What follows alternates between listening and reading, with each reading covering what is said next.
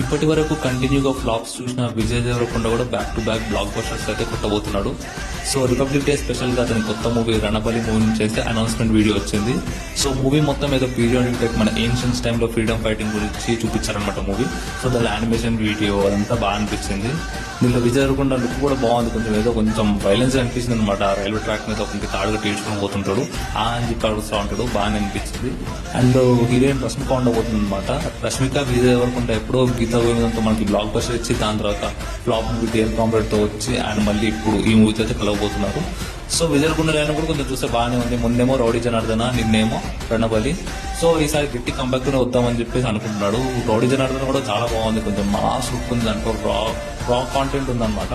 So ఈ movies కూడా విజయ్ దేవరకొండ గట్టి కంబ్యాక్ ఇస్తాడని చెప్పి మనం ఎక్స్పెక్ట్ చేద్దాం. ఈ రెండింటిలో మీకు ఏది నచ్చితే కమెంట్ చేయండి.